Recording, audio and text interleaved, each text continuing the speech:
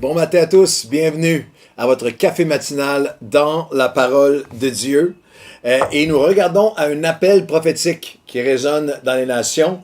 Le titre aujourd'hui serait tout simplement « Nous sommes frères ». Oh, vous allez voir pourquoi dans un instant. Nous sommes frères. Et nous regardons cet appel à l'unité spirituelle à travers toute la parole de Dieu, de Abraham à Amalek, à Abishai jusqu'à Antioche, à travers toute la Bible, à travers toutes les différentes expériences, saisons, millénaires, cultures, un appel constant, un appel immuable, l'appel de Dieu à ce que nous soyons la réflexion de la capacité que Dieu donne aux humains de marcher en unité ensemble, dans la grâce, dans le pardon, dans le respect, de renverser injustice, préjugés, discrimination. Et c'est un appel qui est à travers toute la parole de Dieu et à notre époque, on ne peut plus important et pertinent. Je suis en contact depuis le début de la COVID avec des pasteurs de partout à travers le Québec et à travers la francophonie. Nous avons même un appel Zoom de prière ensemble avec des pasteurs sur une base très régulière. Je reçois des appels des États-Unis, je reçois des appels de partout dans le monde, de différents endroits. Les pasteurs, on partage, on prie ensemble. Et j'ai entendu une voix après l'autre d'hommes de Dieu que je respecte, que j'honore, qui ont du chemin, qui ont un bagage, de l'expérience, un fruit durable sur plusieurs décennies, à différentes voix à travers le monde qui disent je n'ai jamais vu le peuple de Dieu être aussi divisé. En ce moment, en ligne, il y a un pasteur de la Floride qui me disait qu'il a vécu une division en ligne.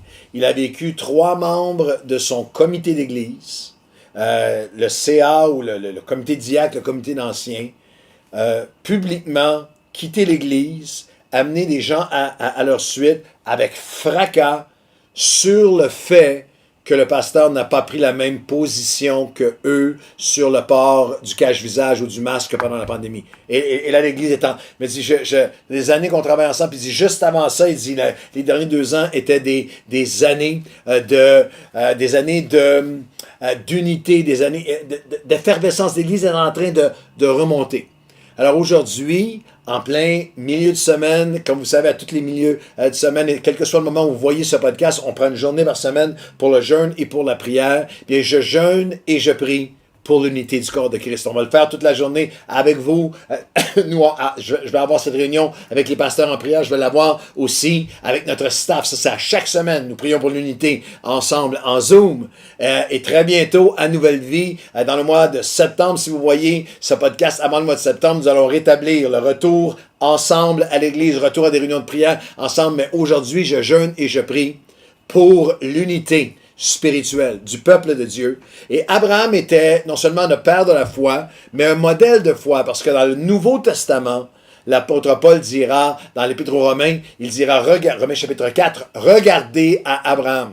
Regardez à lui. C'est le modèle de la foi, notre père à tous. Et Abraham, dans Genèse chapitre 13, dans le chapitre 12, il a eu cet appel à sortir de Ur en Chaldée pour aller vers Canaan, vers la terre promise. Ça représente nous sortons de nos vies passées pour entrer dans la vie nouvelle, la destinée que Dieu a pour nous. Et dans le chapitre 13, on le retrouve. Il est parti avec tout son clan. Il est parti avec son neveu Lot, avec leur clan, leur famille, leurs serviteurs. Et nous lisons dans Genèse 13 ce texte tellement important. Genèse chapitre 13, verset 7. Il y eut alors querelle entre les bergers des troupeaux d'Abraham et les bergers des troupeaux de Lot. Les Cananéens et les Phérésiens habitaient alors dans le pays. Lorsque vous connaissez un peu le contexte, lorsqu'on nomme les Cananéens et les Phérésiens, c'était des ennemis sanguinaires du peuple. Alors ils sont entourés d'ennemis. Il y a un combat pour les détruire, mais ils sont en querelle les uns avec les autres.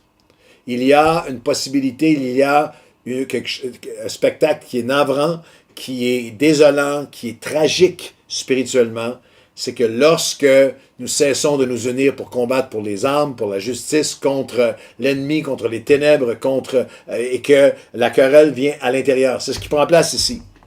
Et alors, Abraham, il y eut querelle entre les serviteurs. L'autre chose qui est importante de voir, c'est qu'il y a des leaders. L'apôtre Paul a dit, on l'a vu lors du dernier podcast, vous qui êtes matures, vous avez un exemple à donner. Vous avez un leadership qui va être reproduit dans votre poursuite d'unité. Est-ce que tu es un leader? Est-ce que tu es un ancien? Est-ce que tu es un enseignant? Est-ce que tu animes un groupe maison? Est-ce que tu es un pasteur qui est en leadership, mais qui a laissé querelle, a laissé amertume, a laissé cet esprit tranchant, cet esprit diviseur s'emparer de toi? Sache que ta vie devient un modèle, que ta vie devient un exemple, que des gens vont te suivre et que tu ne seras pas seulement responsable pour ta vie, mais quel modèle vas-tu donner? Il y a une querelle entre les bergers d'Abraham et de Lot.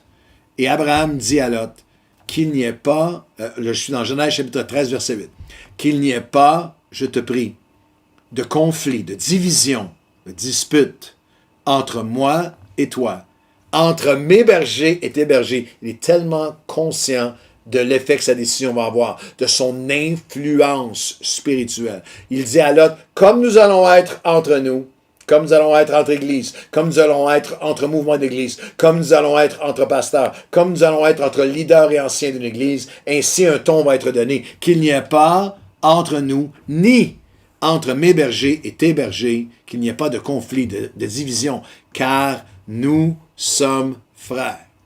Tout le pays n'est-il pas devant toi? Sépare-toi donc de moi. Si tu vas à gauche, j'irai à droite. Si tu vas à droite, j'irai à gauche. Le conflit était initié dans le verset 6 où on nous dit que la contrée était insuffisante pour qu'ils demeurent ensemble car leur bien était si considérable qu'ils ne pouvaient pas demeurer ensemble.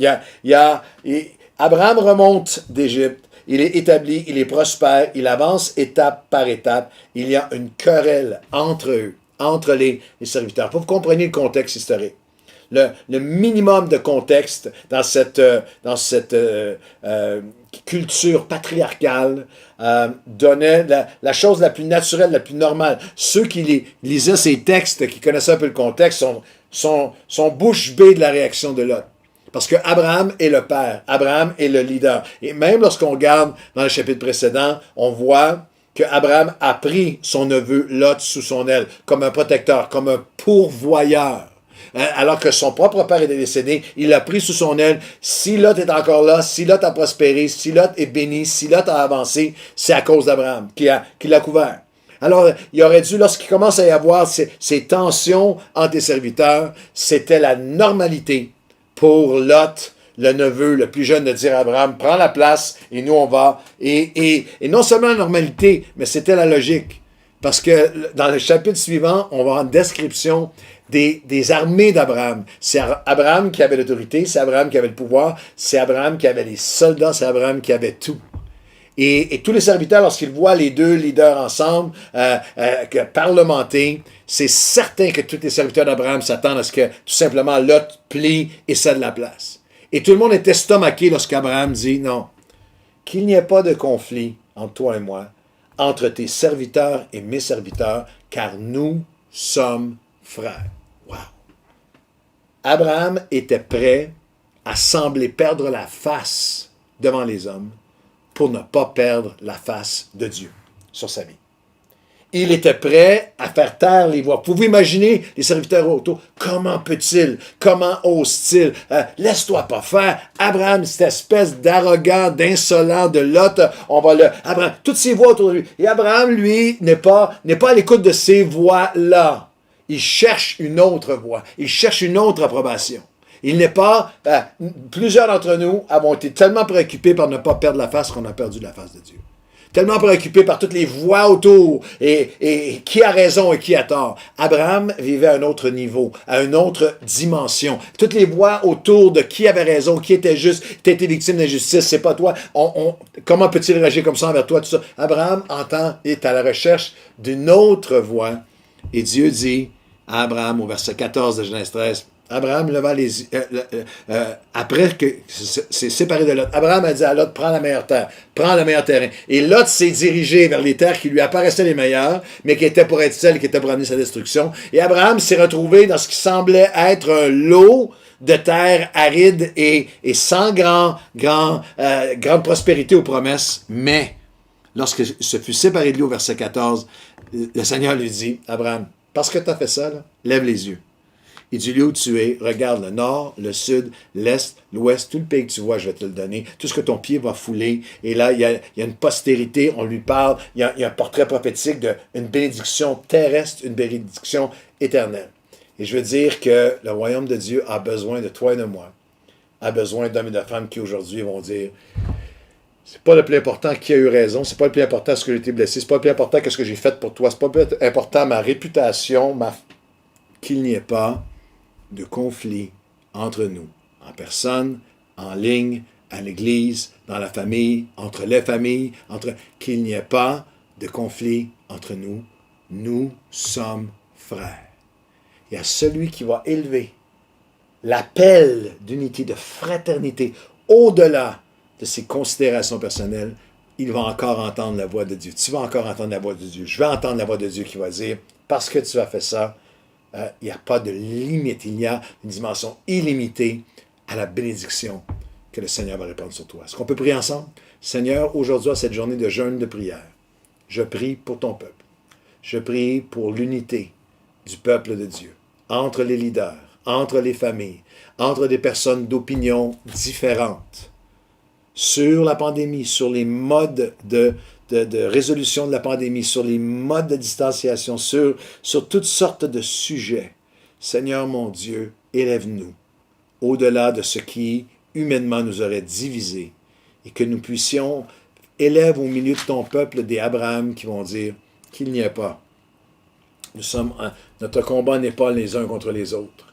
Nous avons une mission qui est plus grande que cela, qu'il n'y ait pas de division, de rancune, de séparation, d'isolement, de blâme, de mépris entre nous. Nous sommes frères. Et si quelqu'un pense que je perds la face, Seigneur, c'est ta face que je veux garder sur ma vie. Et si je suis tenté par toutes ces voix qui poussent de tous les côtés au milieu de la cacophonie de voix qui sont assourdissantes autour de nous aujourd'hui, c'est ta voix que je veux entendre. Ta voix qui dit, parce que tu as recherché mon cœur d'unité, c'est là que je vais répandre la bénédiction. C'est là, regarde, j'ai un terrain de préparé pour toi, j'ai une destinée, j'ai une bénédiction de préparer pour toi qui va être au-delà de tout ce que tu peux imaginer. En ce jour de jeûne et prière, nous jeûnons, nous prions pour l'unité de ton peuple, Seigneur, qu'il n'y ait pas de conflit entre nous. Nous sommes frères. Au nom de Jésus. Amen. Bonne journée à tous.